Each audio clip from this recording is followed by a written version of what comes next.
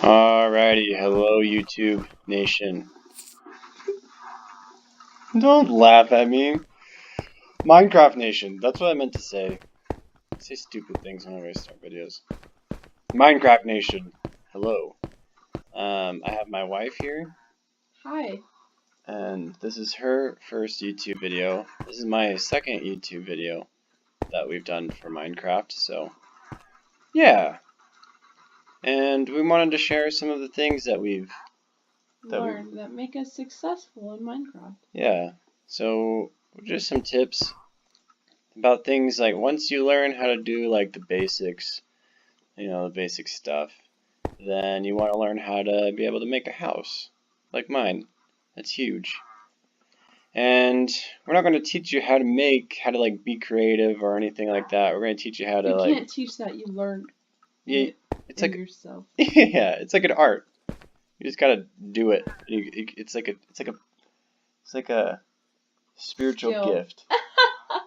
And so anyways, we wanted to show you how you could possibly get to this if you have all the artistic skills and talents that we have. We're like artistic giants. We're like no, we're not. We're like ninjas of craftiness. So the way that we do such things, such magnificent, beautiful houses and stuff, is we have a secret, right? We have a secret, and it's not really a secret. Back in the day, whenever I was a small child, a new Minecraft person, maybe like a year ago, I stumbled across a YouTube video that helped me out a lot. And I don't remember who it was who did it. I know that if you type in on YouTube how to get diamonds effectively. What the frick? Oh, okay. I'm not sure if anybody else saw that, but it looked like my glass was gone, and that was going to be a travesty. So you look up on YouTube how to get diamonds quick, and there will be a video, and I'll see if I could post somewhere, like on this YouTube video, what the guy's name was, or what his YouTube account was, and that should help you out a lot. That's why I learned this, and how to mine effectively. So these are my mines, and you'll notice that they are only too high. Learn how to mine. That's our first tip. That's my first tip. My wife agrees that that's my first tip. And so learn how to mine, and effective mining can be done only with these two pickaxes. So the first pickaxe that you're going to need is an Unbreaking 3, Efficiency 5, Mending 1. And that gets you through blocks like friggin' insane. Butter. Yeah, like it's no joke. Like it's not a joke. Whenever you'll see it.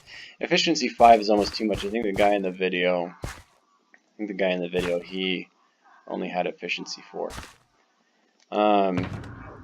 So yeah, efficiency 5, and you want mending on it, because at that rate, it'll just destroy your pickaxe even with Unbreaking 3. So you'll have to go and make more, or put them in an anvil, or something like that, So put mending on it, and mending will be like your best friends. Yeah, pretty much. And so then you want your Fortune 3, and that's how you're going to get your rare materials that you're going to want to use for trading and for diamond and basically any materials that you want. So I used this. I'm underground. I hollowed out this, and it wasn't easy, but it was a lot easier because of this pickaxe. And then to get as awesome as my wife and I are at Minecraft, you're going to need this pickaxe, because the second thing that I think you should need is a huge village that you're able to trade people, that you're able to trade villagers. That's what I'm doing right now. Yeah, that's what my wife is doing. She's on her own game. If you've heard our villager noises, then that's what that is. because obviously I'm not near a village. So Fortune 3 will give you tons of coal. So basically you take both of these in there, you use this, and then once you come across coal, you use the Fortune 3, or diamond, you use Fortune 3 with mending, and you will get ridiculous amounts of coal. Like, I'm talking about ridiculous, like preposterous amounts of coal. And then you trade that with any of your villagers of your selection, and get tons of emeralds, and then you'll be able to trade the librarians for the enchantments that you want. So that's how I would get these diamond pickaxes as well, is just find a village, put up tons of doors around their houses, just break down their walls and replace it with doors, and then they'll start breeding like crazy, and then you'll have tons of villagers. They will get it on. Yeah, they will get it on. They will have they'll make lots of mojo, and then Mojo? What is that? the hipster kids call them, that's what they call mojo. It's mojo.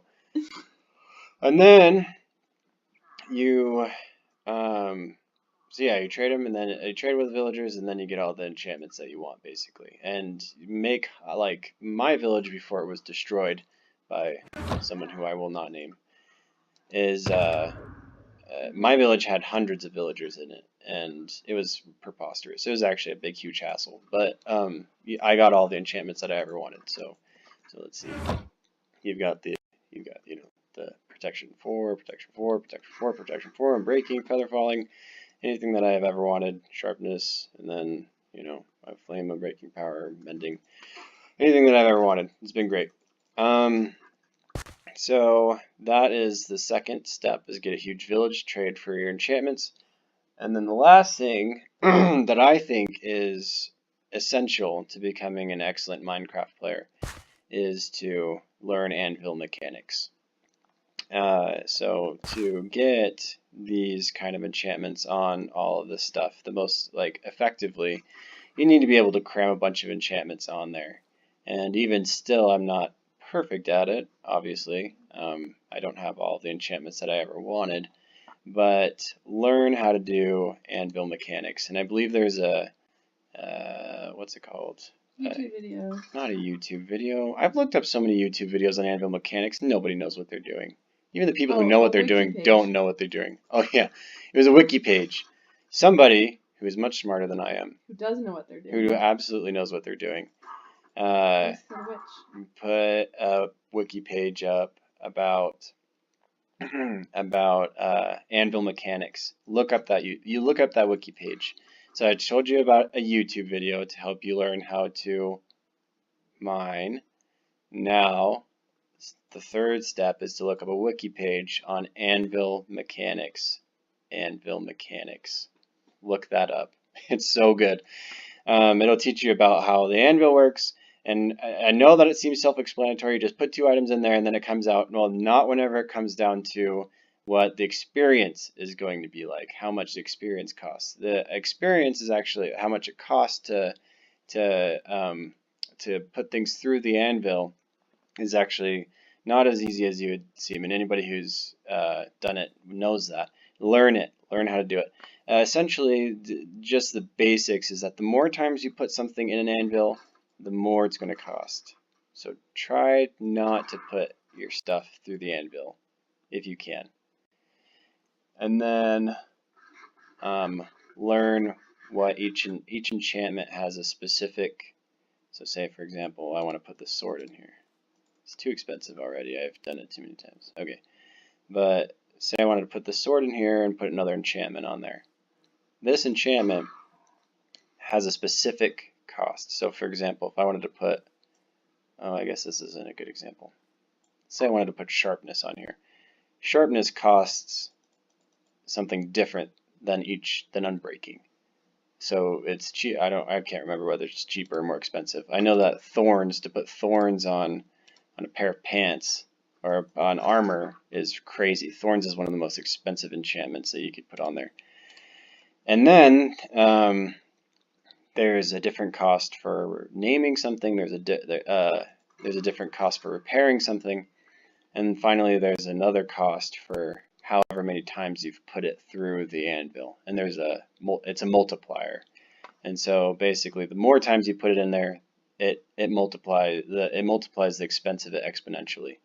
And so try to put your equipment through there as few times as possible. Which means that if you want to put sharpness 5, if I wanted to put sharpness 5 on the sword, which I already have on there, but if I wanted to put it on there again, I would want to just have a book. I would want to trade my villager. I would look for a villager that had sharpness 5, that had a book sharpness 5, and then I wouldn't have to do anything to, like I wouldn't have to get a sharpness 4 and a sharpness 4 and then combine them and then put it on the sword, because I mean, it's not the worst thing in the world to do that, but you don't want to.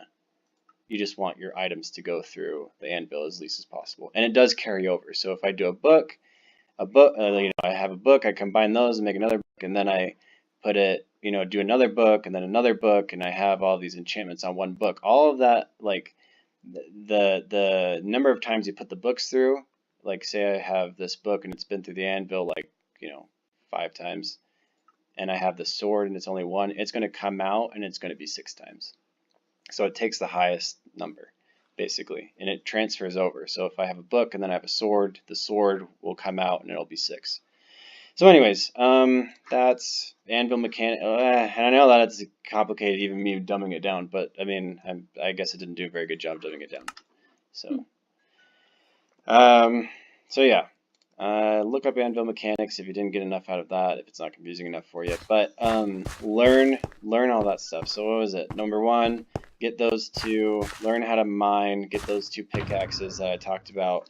Number 2, make a huge village. Get your enchantments from the village, and then enchant your stuff with that. Put all the enchantments that you want on there.